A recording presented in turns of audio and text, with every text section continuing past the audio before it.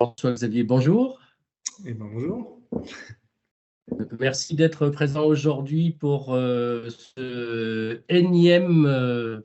cette énième interview pour nous entrepreneurs. Donc, tu le sais, hein, l'objectif, c'est que les entrepreneurs puissent s'exprimer.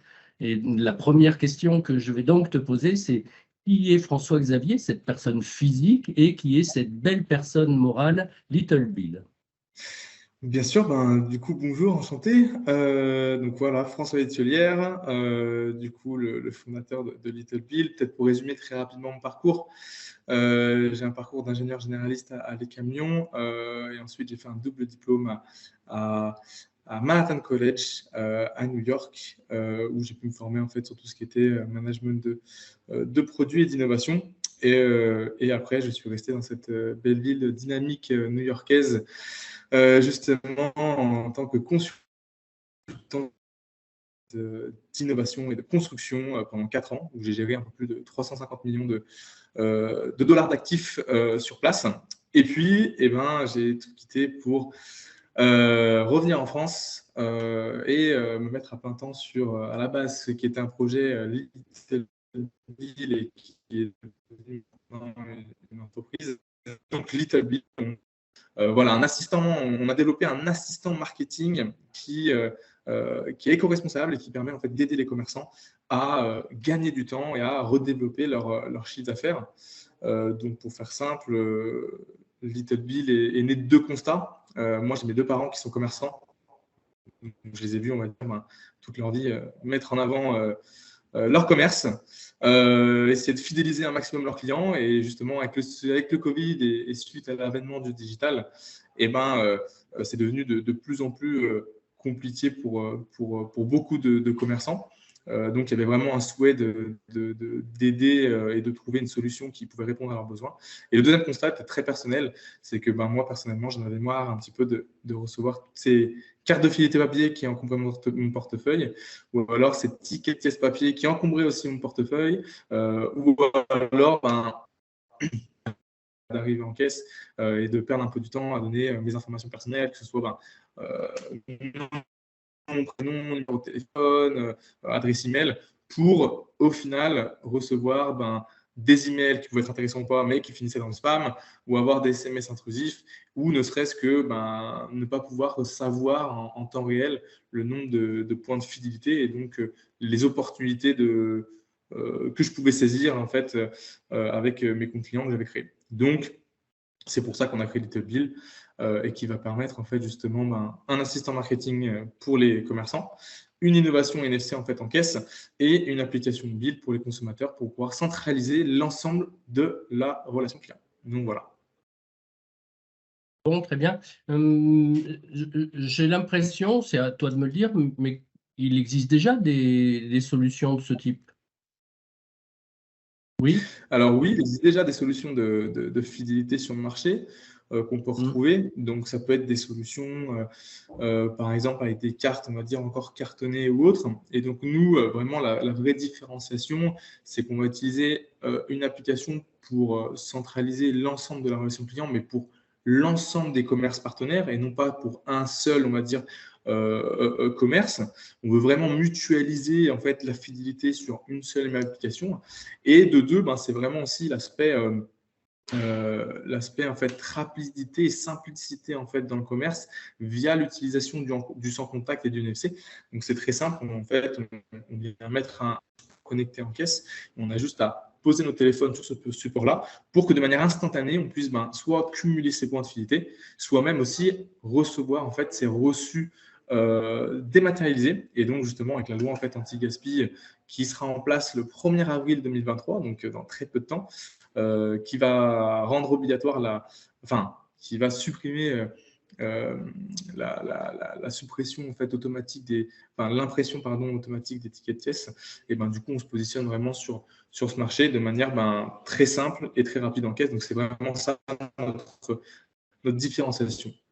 C'est la simplicité de création de compte ou d'authentification à un compte client et aussi de communication qui va être directe entre le commerçant et le consommateur. Chose qui était très compliquée par mail, voire par SMS. Là, on va communiquer directement sur l'application mobile. Bon, très bien.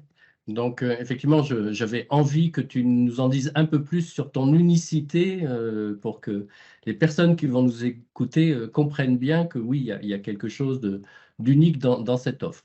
Tu as parlé d'avoir été aux États-Unis. Par rapport à l'entrepreneuriat, qu'est-ce que ça veut dire pour toi, les États-Unis, la France? Tu peux m'en dire deux mots? Ouais, bien sûr. Non, les États-Unis, c'est une super expérience. Ça t'ouvre, voilà, ça m'a donné une vraie ouverture d'esprit, je pense. C'est des modèles qui sont quand même complètement différents. Il y a des choses qui sont bien, des choses qui sont un peu moins bien, surtout quand tu prends une posture de dirigeant d'entreprise. Et oui, je pense que tu as aussi un mindset qui est un peu différent là-bas. Les gens sont très positifs. Alors attention, je ne dis pas non plus que c'est négatif, loin de là, mais il y a vraiment, on va dire, une envie d'aller de l'avant, une positivité en fait au quotidien. Il y a toujours en fait des solutions pour répondre aux problèmes. Voilà, comme on disait, il y a aussi l'American Dream. Et en fait, c'est vrai qu'on le retrouve un petit peu par la culture. Donc voilà, ça a un petit peu inspiré, on va dire aussi le fait, moi en tant que dirigeant. Et après, par contre, la formation française que je trouve exceptionnelle pour moi, qui nous permet d'avoir des bases en fait de réflexion qui sont, je trouve, superbes et pour le coup mieux qu'aux États-Unis. Donc vraiment deux modèles un petit peu différents et très content d'avoir en fait vécu les deux parties. Et quand tu parles de formation française que tu apprécies et qui est mieux aux États-Unis, tu penses à quel type de formation? C'est deux modèles différents. En France, on va être, voilà, on va par exemple faire beaucoup d'horaires. Moi qui ai fait une classe préparatoire, on va faire beaucoup d'horaires avec beaucoup euh, on va dire, de, de cours thématiques ou autres, beaucoup de maths physique où en fait on se dit qu'on va faire des formules ou réfléchir à des formules qui ça va pas jamais nous servir en fait dans la vie réelle, mais en fait ça t'apprend vraiment une façon de réfléchir et de problem solving qui est ultra intéressant et qu'en fait qu'on peut appliquer en fait absolument à toutes les échelles. Et donc en fait cette chose-là c'est une vraie chance. On travaille, voilà, c'est pas évident, c'est potentiellement dur, ça fait beaucoup d'horaires, mais en fait ça donne des bases de travail, ça donne des bases de réflexion que je trouve qu'on ne retrouve pas en fait directement aux États-Unis, où eux, ils vont avoir un modèle qui vont être plutôt basé sur, ben voilà, ils vont avoir entre 12 et 15 heures de cours, mais par contre, ils vont potentiellement essayer d'aller travailler un petit peu à côté, donc ils sont plus libres pour essayer de faire aussi des choses qu'ils aiment, en fait, trouver un petit peu leur voie aussi. Et donc voilà, les deux modèles sont différents et je trouve d'avoir vécu les deux, c'est vraiment top parce que je pense avoir eu les bases en fait justement de travail et de réflexion, couplées ensuite par la suite à voilà une vraie idée de trouver ma voie de cheminement où j'ai pu le faire en fait à ma dernière année de double diplôme et ensuite après pour dans mes premières expériences en fait. Donc voilà. Bon, donc tu es très très bien outillé pour faire face à beaucoup de difficultés et ça sera ma prochaine question puisque nous parlons beaucoup d'entrepreneuriat et de succès et en même temps les succès se sont construits sur les difficultés.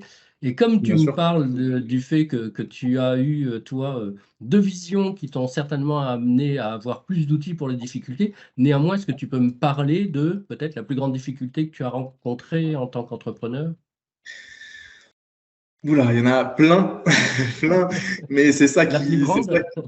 il y en a plein, plein, plein, mais euh, je pense pas que j'en ai une en particulier, mais je pense que je pense que c'est le chemin qu'il faut regarder.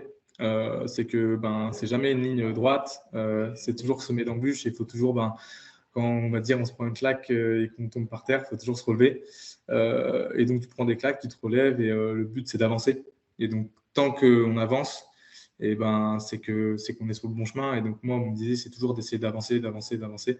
Et voilà, la difficulté, la plus grande difficulté c'est la difficulté de la vie. Mais après une fois que tu en prends conscience, tout va mieux. donc voilà, mais non, mais sinon, voilà, j'en ai eu plein. Je ne sais pas si je pourrais m'arrêter à une seule, mais voilà. Bon. Et est-ce que dans ce parcours entrepreneurial, ça a été une évidence très très tôt pour toi que d'être entrepreneur, ou est-ce qu'il y a eu un déclencheur? Je pense qu'il y a eu quand même un déclencheur quand j'ai commencé mes études supérieures. J'ai toujours été un petit peu, on va dire, un certain peut-être leadership, je pense.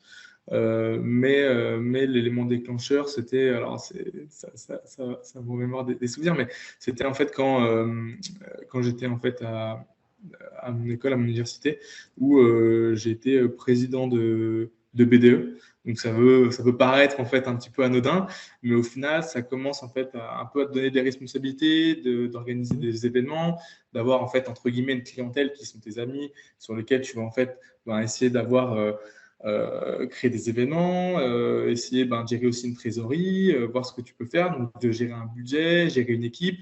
Et donc j'avais fait, voilà, j'étais très actif en fait dans la vie associative de mon école. Donc j'ai dit 2 fois président de BDE, mais j'ai voilà, monté aussi un, un festival, la marque de vêtements de l'école aussi, qui perdure encore. Donc voilà, plein de choses un petit peu à côté. Et je pense que c'est ça aussi qui m'a de plus en plus rapproché du monde de l'entrepreneuriat. J'avais envie d'aller voir aussi ce qui se passe aux US pour découvrir un peu cette culture-là, qui est plus présente encore qu'en France. Et donc je pense que le tout a fait que je me suis lancé. Et en plus de ça, mes 2 parents sont à leur compte aussi, donc sont aussi entrepreneurs sur différents sujets. Donc des fois, c'est quand même un peu différent en termes de vision, mais voilà, je pense que c'est un tout qui a fait que pour moi, l'idée a émergé et que c'est devenu une évidence, quoi. Bon, écoute, ce sera le mot de la fin, que l'entrepreneuriat est devenu pour toi une évidence à force d'aller baigner dans des endroits qui te le font devenir une évidence. Donc, comme quoi, quand même, ça a été un petit peu cherché, à mon avis, mais c'est toute la beauté de notre métier d'entrepreneuriat, c'est que c'est très systémique et on ne sait pas où est la cause et où est l'effet. Donc, je te remercie pour ça, François-Xavier, et à bientôt. Merci, bonne journée, à Bonne bientôt. journée.